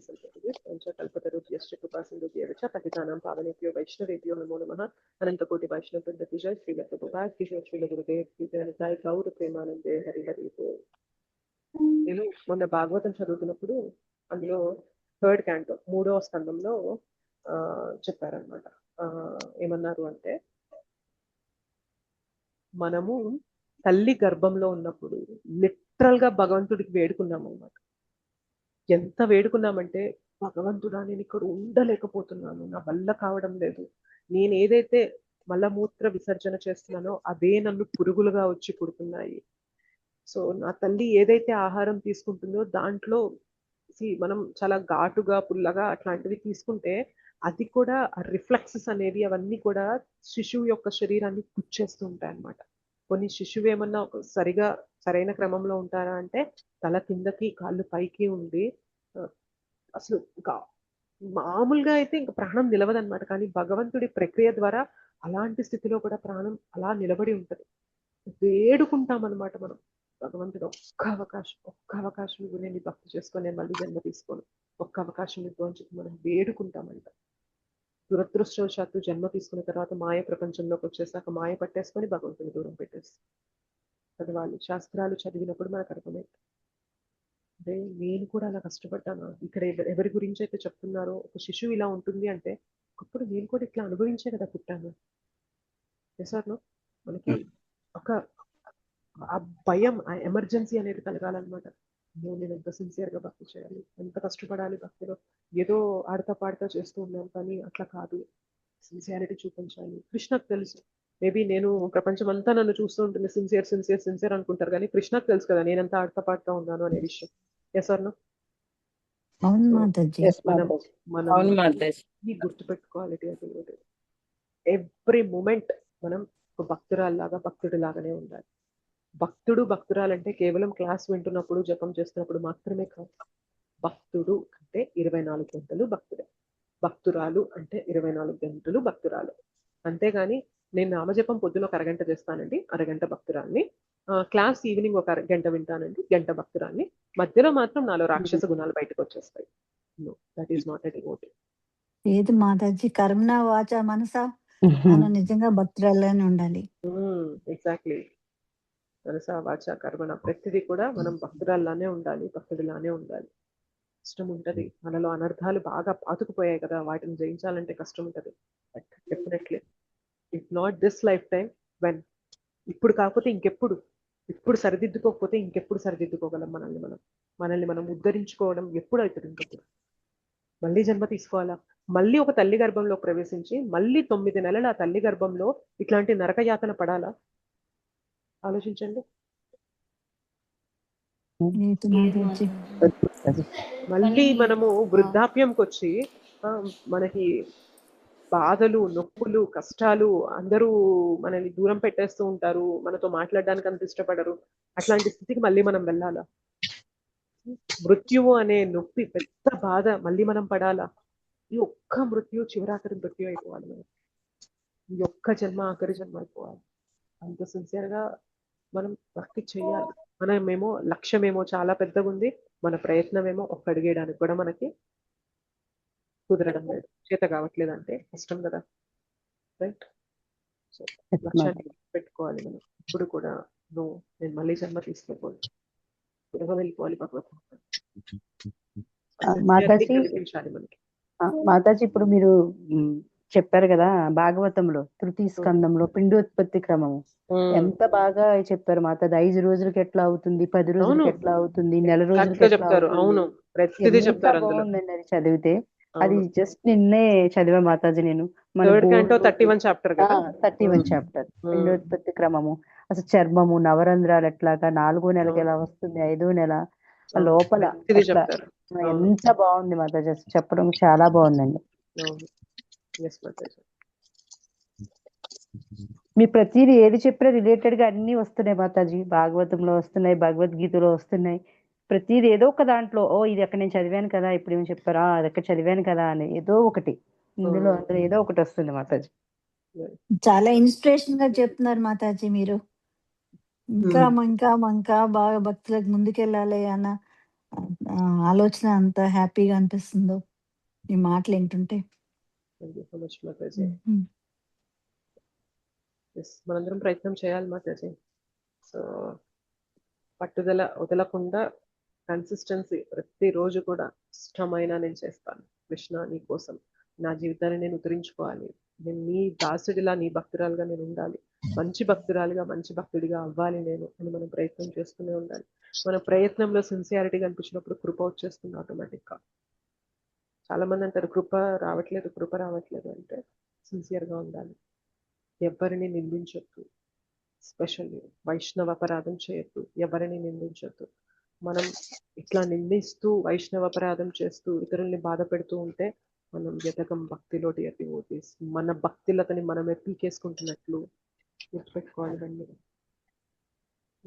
పదమగతుల్లోకి వెళ్ళిపోతాం అట్లా మనం నిందిస్తూ వైష్ణవుల్ని, ఇతరుల్ని వైష్ణవులు కాకపోయినా కూడా నిందించకూడదు. రైట్, అది జాగ్రత్త పడుతూ మనం సాంగత్యంలో ఉండి మనం సిన్సియారిటీ చూపించామంటే కృష్ణ దారులు చూపిస్తారు, ఖచ్చితంగా దారులు చూపిస్తారు. మనం ఎలా ముందుకెళ్ళగలము, ఏ అనర్థాలు ఉన్నాయి, వాటిని ఎలా అధిగమించగలము అనే వివరణ అనే దారి అంతా కూడా భగవంతుడు మనకి చూపిస్తూ ఉంటాడు. Okay, so let us all be sincere in our sadhana. మన సాధనలో సిన్సియర్గా ఉందాము. ఏ నలుగురి మంది ప్రీతి కోసం కాదు మనం భక్తి చేసేది, గురువు ప్రీతి కోసం, భగవంతుని ప్రీతి కోసం. అది గుర్తు పెట్టుకోవాలి మనం ఎప్పుడు కూడా. మాతాజీ,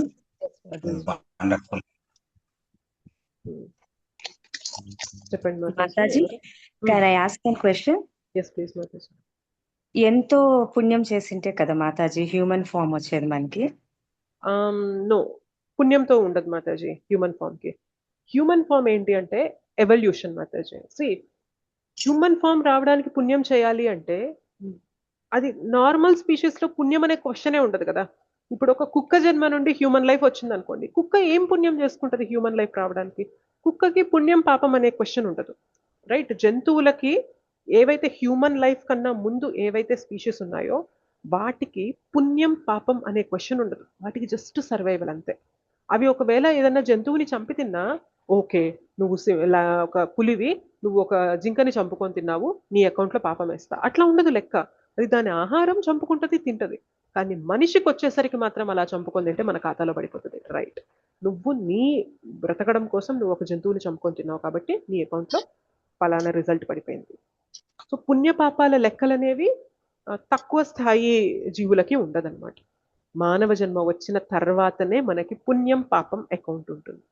ఓకే, అయితే ఒకసారి మానవ జన్మ వచ్చాక మనం పాపం చేసుకుంటే మళ్ళీ పడిపోతాం కాబట్టి మళ్ళీ పడిపోయినప్పుడు మళ్ళీ పుణ్యం పాపం లెక్క ఉండదు. మళ్ళీ మనం ఎవల్యూషన్, ఒక జీవి తర్వాత ఒక జీవి, ఒక జీవి తర్వాత ఒక జీవి, ఒక జీవి తర్వాత ఒక జీవి అయ్యి మళ్ళీ మానవ జన్మకు వస్తాం. అంటే it is not so easy. ఒక్కసారి పడిపోయిన తర్వాత, ఇందాక అదే చెప్పాను కదా, మనం 99 దగ్గర పాము ఉన్నప్పుడు, స్నేక్ ఉన్నప్పుడు, మనం స్నేక్స్ అండ్ లాడర్స్ ఆడుతున్నప్పుడు అది ఎక్కడ దాకా ఉందంటే చివర 4-5 దగ్గరికి పడిపోయాం మనం. అంటే తక్కువ స్థాయి స్పీషీస్ లోకి పడిపోయాం. సో మళ్ళీ ఏం చేయాలి మనం? 5 నుండి 6, 6 నుండి 7, 7 నుండి 8, అట్లా మళ్ళీ 98 దాకా రావాలి. అంటే హ్యూమన్ లైఫ్ వచ్చాక మనం చేయాల్సిన పని చేయకుండా అధార్మికంగా బ్రతుకుతూ మనం మన జీవితాన్ని వృధా చేసుకుంటే మళ్ళీ కిందకి పడిపోయి హ్యూమన్ లైఫ్ రావడానికి ఎన్నో కోట్ల జన్మలు పడుతుంది. It is not so easy. Immediate గా హ్యూమన్ లైఫ్ రాదు మనకి, మళ్ళీ తిరగాలి, అన్ని తిరిగి అప్పుడు హ్యూమన్ లైఫ్ వస్తాం. ఇప్పుడు మనం అలా వచ్చాం బేసిక్ గా. ఎంత సిన్సియర్గా ఉండాలి మనం ఆలోచించండి. We should complete this game. ఇంకెన్నిసార్లు 99 దాకా రావడం, మళ్ళీ వెనక్కి పడ్డాం, మళ్ళీ ఏదో పాము నోట్లో పడ్డాం, మళ్ళీ వెనక్కి పడ్డాం, మళ్ళీ కిందకి పడ్డాం, మళ్ళీ అట్లా ఇట్లా చేసుకోవడం, ఎన్నిసార్లు. Just finish the game. మన ధర్మం మనం పాటించాలి మాతాజీ, అదే కదా భక్తినే మన యొక్క పరోధర్మము. భక్తిలో మనం సిన్సియర్ గా ఉంటే ఆటోమేటిక్ గా ధార్మికంగా బ్రతకడం అనేది మనకు అలవాటైపోతుంది. అవును మాతాజీ, అవును. భక్తి పరోధర్మం అన్నమాట. Prabhu Srinivas mataji. Yes mataji, I thought because of punyam ఇంకనే మానవ జీవితం మాతాజీ.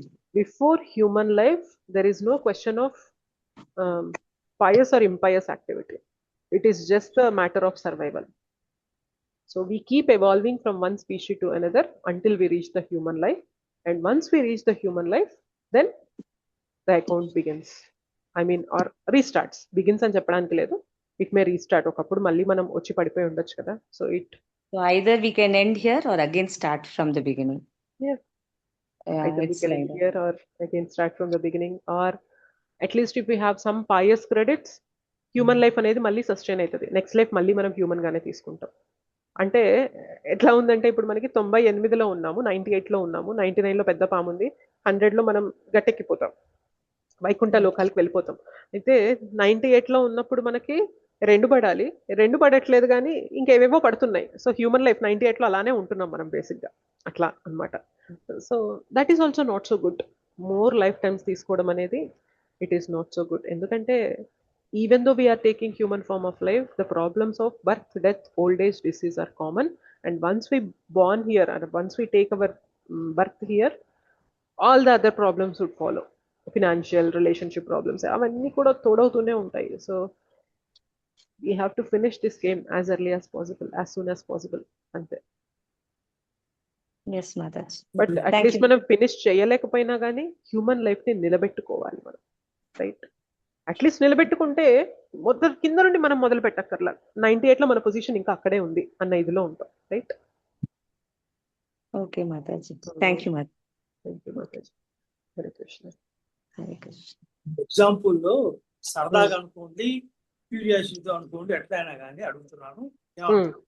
98లో 2 పడితేనే లాభం, 1 పడితే కిందకు వస్తాం. 3 పడింది అనుకోండి, దాన్ని కౌంట్ చేయరు కదా, చెయ్యము. అలా కాకుండా మనం 3 చేసి డైరెక్ట్ గా ఇంకా కూడా శుద్ధ సాత్వికం అని చెప్పి వెళ్ళిపోవచ్చుగా. అంటే గేమ్ ని మనం ఎగ్జాక్ట్ గా జీవితంతో కంపేర్ చేయలేం కాబట్టి నేను దాన్ని ఎట్లా చెప్తున్నానంటే, మీకు 2 పడాలి అంటే మన జీవితాన్ని సార్థకత చేసుకొని భగవద్ధామానికి వెళ్ళిపోవాలి. ఒకవేళ సార్థకత చేసుకోలేకపోతే కనీసం మానవ జన్మనైనా రీటైన్ చేసుకోండి. అంటే 98వ స్థానంలో అయినా ఉండండి మీరు. బట్ అది కూడా ఉంచుకోకుండా దిగజారిపోతే ఏమవుతుంది అంటే మళ్ళీ మనం అక్కడ నుండి మొదలు పెట్టాలి అని నేను జస్ట్ కంపేర్ చేశాను, అంతే ప్రభు. తప్పులేదు, సరదాగా అడుగుతున్నాను. ఇప్పుడు 98 ఎందుకు, 97లో ఉన్నా నేను, 3 పడితే వెళ్ళిపోతా కదా, అలా కుదరదా? 98లో ఉంటే 3 పడితే వెళ్ళిపోతాను. 97లో ఉన్నా నేను, 98 అనుకోవాలా. ఎందుకంటే 2 పడడం కొంచెం కష్టము, 1 పడచ్చు ఆ సందర్భంలో. 3 పడింది అనుకోండి. మీరు 97లో ఉన్నారు కదా, 3 పడుతుందిలేండి, కంగారు పడకండి. ఓకే, మంచి ప్రాసెస్ లోనే ఉన్నారు కదా, 3 పడుతుంది. సో వరీ అవ్వకండి, హ్యాపీగా 100కి వెళ్ళిపోండి ప్రభు. మీరు వెళ్ళండి, మమ్మల్ని కూడా తీసుకెళ్ళండి. ఓకే, అడిగాను, అర్థమైంది ప్రభుజీ. మళ్ళీ మంచి జన్మిస్తాడు, మళ్ళీ ఇంకా సాధన చేసుకుని జన్మిస్తాడు మాతాజీ, అంతే కదా? ఎస్, మనం భక్తి చేసి సిన్సియర్ గా ఉన్నాము, మనలో మార్పు అనేది వస్తూ ఉంటే కనుక నెక్స్ట్ జన్మ ఈ జన్మ కన్నా బెటర్ గానే ఉంటుంది, పక్క బెటర్ గానే ఉంటుంది. బట్ భక్తి అనే పేరుతో ఇంకేదో చేస్తూ మనం ఉంటే గనక కిందకి వెళ్ళిపోతాం. బెస్ట్ థింగ్ ఈ జన్మని మనం లాస్ట్ జన్మగా చేసుకొని వెళ్ళిపోవడం. అది అవ్వట్లేదు అంటే కనుక కనీసం హ్యూమన్ లైఫ్ ని మనం నిలబెట్టుకోవాలి. ఓకే, ఓకేనా? Thank you so much, Mataji. Some privileges. Yeah, thank you, Mataji. Wonderful preaching. Yeah. Thank you, Mataji. Hare Krishna. Hare Krishna. Thank you, Mataji. Hare Krishna Mataji. Dandavat pranam. Baga chepparu Mataji. Hare Krishna. Hare Krishna Mataji. Hare Krishna. Me voice రాలేదు Mataji. Hare Krishna. Hare Krishna Mataji, మీ voice రాలేదు మాతాజీ. ఇంతకుముందు శ్లోకం చదివేటప్పుడు మీ voice రాలేదు Mataji. Voice రాలేదా?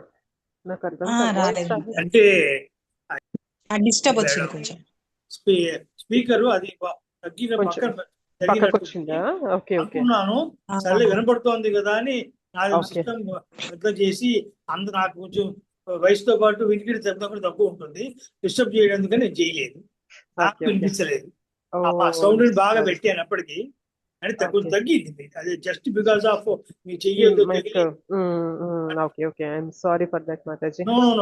ఈసారి ఒకవేళ అలా జరిగితే స్ట్రైట్ అవే చెప్పేసేయండి, మాతాజీ సరిగా వినిపించడం లేదని, నేను అడ్జస్ట్ చేస్తాను మైక్ అనేది.